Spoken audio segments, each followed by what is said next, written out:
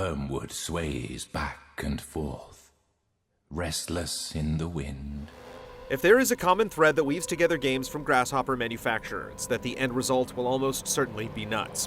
The development philosophy seems to start with an established genre, then throw as many incongruent and bizarre things as possible to keep players off guard and/or entertained. That's a bad omen. In Black Knight's Sword, you control the titular knight, who, according to an evil-sounding announcer, is summoned by the sword's spirit to vanquish an evil princess. What follows is a shinobi-inspired side-view action game that mixes platforming with multi-directional slicing. The presentation is the game's most striking feature, with the action displayed within a puppet theater diorama, complete with a red curtain framing the screen and backgrounds that slide up and down as you progress. Your puppet protagonist wiggles and wobbles a bit as he jumps, and drags the two-handed sword along the ground as he clinks and clanks from left to right. Yet while the visuals first appear to be whimsical, the content is dark and deranged. You'll confront bizarre flying and crawling heads, misshapen monstrosities, and more.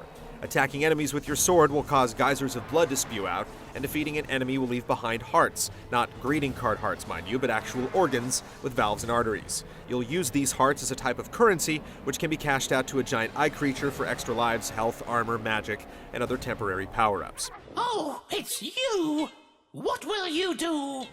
True to its retro-flavored roots, the game ends once you've exhausted your limited supply of lives, which is quite easy to do.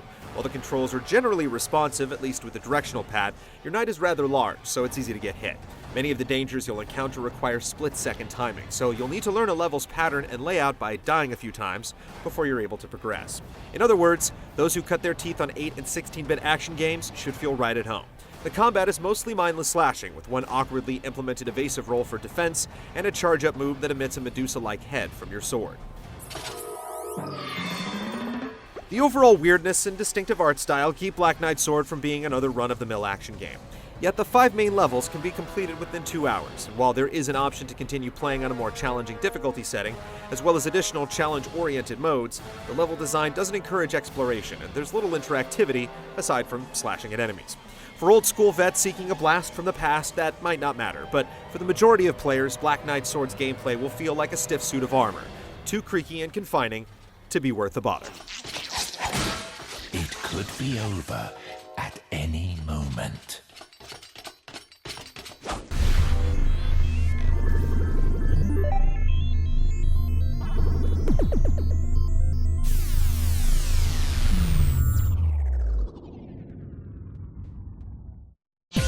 See this and other GT shows and game reviews on the GT Originals iOS app, available now on the App Store.